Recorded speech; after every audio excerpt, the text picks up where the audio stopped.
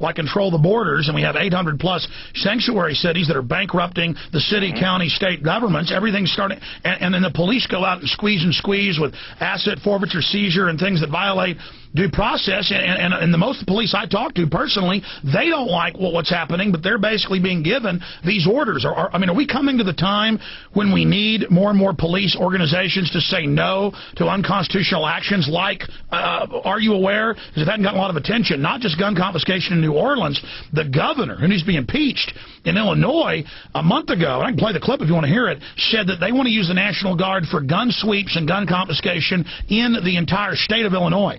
Oh, boy. No, that's not good. Where do you stand on gun confiscation? Well, I have a ranch, and I believe in bearing arms. I really do, Alex. I believe that Americans have the right to bear arms.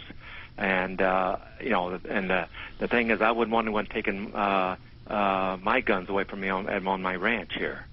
But the thing is, it has to be responsible.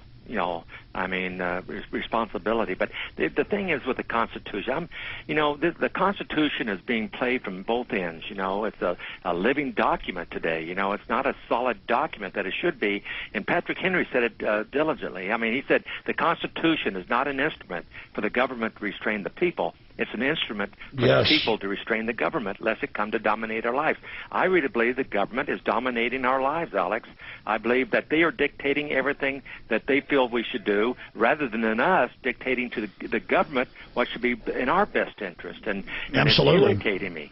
Well, you cover a lot of that in Black Belt Patriotism, How to Reawaken America, Chuck Norris.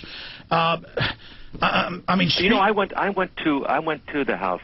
I was in D.C. a few months ago, my wife and I, and we walked into the House chamber, and here's 435 congressmen screaming at each other across the aisle. And I'm watching this. I can't even hear myself think, and they're screaming about some bill. And I'm thinking, here's 435 congressmen looking like eighth graders screaming at each other and not getting anything resolved. And finally the House Speaker said, okay, that's enough, time out. Everyone stopped and walked off. And I'm thinking, this is like an eighth grade class where the teacher's gone and everyone's just going crazy. And I said, no wonder we don't get anything resolved in our country. And if they do resolve something, then it's inedible. It's like, is the bailout. All the money we're spending to AIG and Fannie Mae and Freddie Mac and now Merrill Lynch. Have you Those are multinational corporations. What these CEOs are getting for when they leave the company, it's just crazy the amount of money these CEOs have run a company down, and then they get $100 million bailout. It's crazy. Well, Chuck Norris, what's happening. They've created all this false paper, these derivatives that nothing is backing them but the U.S. taxpayer, and most of these companies are global corporations.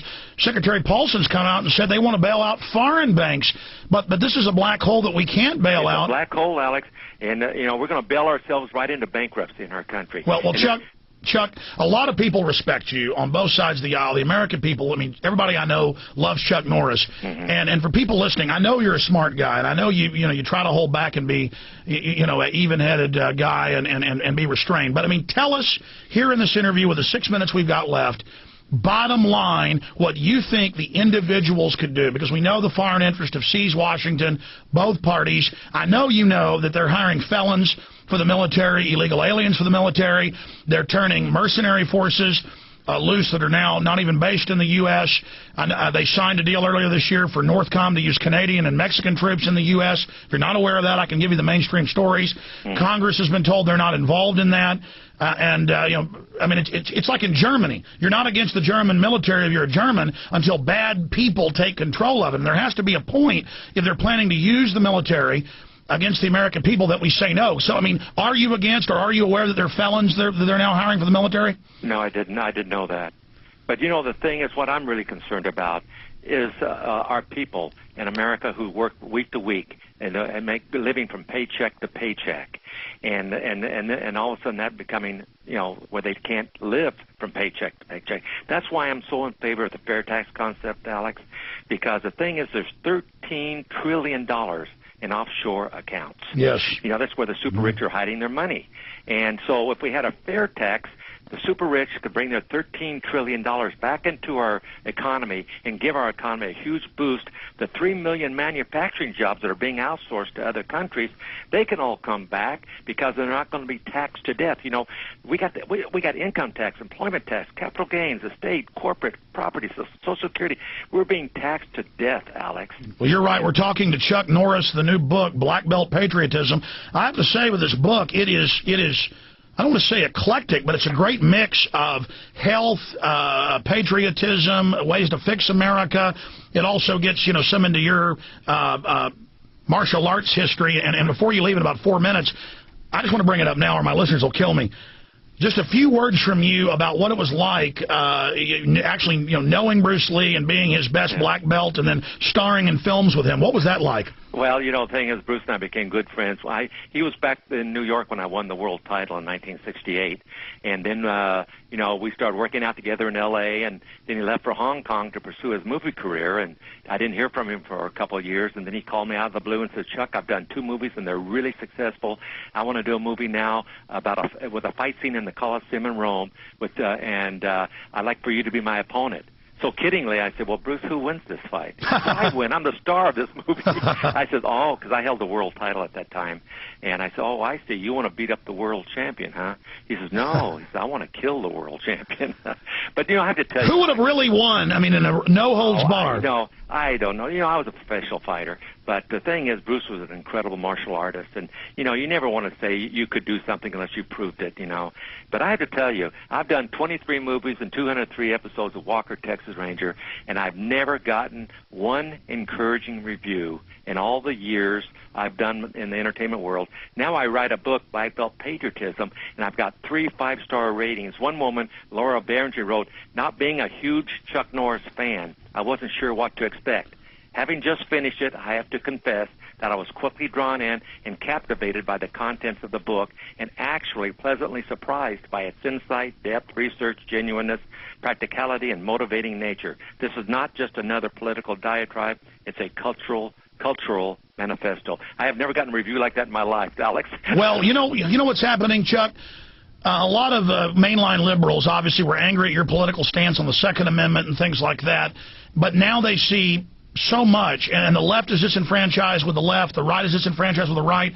The people are figuring that out and coming together, and there's a huge awakening happening. And I appreciate your. I hope so, because you know we need to get away from liberalism and conservatism and think about Americanism, Alex. Well, look at the crisis right now. In closing, I mean, Ron Paul was right about everything he said about the time bomb with the economy and the banks. He sure as heck was. And I mean, you're supporting Ron Paul now. Do you wish he could, come in and run as a third party? Well, it's Ron, why I backed Mike Huckabee? Because Mike Huckabee espoused fair tax, which I really believe in. But then when he got out, you were supporting Ron Paul till he got out. You need to call Ron Paul and draft him to try to run third party now in the last month just to inject real issues. Well, everybody's asking me to run a third party, so who knows what's going to happen, Alex. Chuck, why don't you run for president in 2012? Oh, man, I need somebody who's smarter than me. Mike Huckabee or Ron Paul. That's what I'd like to have. Absolutely. Chuck Norris, I want to say bye to you just for a minute off air here, but give us the website. And people can find this in bookstores everywhere. I got this at the bookstore. But where else can they get it? Give us some of your websites. They can get it at the Amazon.com, and they can get it at the Borders and the Barnes & Noble. They can also get it at Regnery. That's the publisher. Yeah, Regnery's our publisher, yeah. Okay, Black Belt Patriotism, How to Reawaken America. Chuck Norris, thank you so much. Hey, Mr. Norris. Yeah, you bet. Listen, I'd like to get you up some time for 45 minutes or so to take calls. And just in closing, I didn't know that you'd, I've been told by some police years ago that you were aware of stuff and they'd given you some of my films. I didn't know that was the case, but you have heard the show before? Oh, yeah, I did, yeah, because I've been to Austin quite a bit. And so, so I catch your show when I'm down there. What do you overall, I'm trying to get your view overall of the types of things I talk about, a real conservatism. Yeah, I tell you, what you're talking about, Alex, is right on. We got some serious issues in our country, and you're addressing them, and that's what I appreciate about your show. You do address the issues that we're facing right now, and a lot of people aren't aware of it. That's the problem, and that's what's good, is that you're keeping people abreast of the problems we're having in our country. Well, I know you've got more interviews coming up. There's no chance of keeping you over. We got to let you go. Yeah, I got one in 5 minutes. I'm told you're doing interview after interview all day long, but we really appreciate you having the courage to come on this show, because I know it's been somewhat controversial for folks, but all I try to do is defend the Republic, and I know in your heart you're a good guy, and that's why even on a... I'm the same way, Alex. I mean, thing is, everyone says I'm a Republican. I'm an independent thinker. You know, I lean conservative, but I'm an independent guy. No, but I mean, so am I. But that's what I'm saying, is that even though I've disagreed with a few people you've supported, a few things you've done, I've known your heart was right, and I've known you've known things that that I didn't have from my perspective, and so I've just always known that you were a good guy and against the globalist, and I would just love to have you. I tell you what, I'm only 2 hours away from you. My ranch is right near College Station. Mm-hmm. And so I'm only a couple hours away. So one day, Gene and I'll drive down. I'll let you know. I'll call you. I got your phone number here. So when I can make it down there, I'll give you a buzz and see if you have time to get me on the air.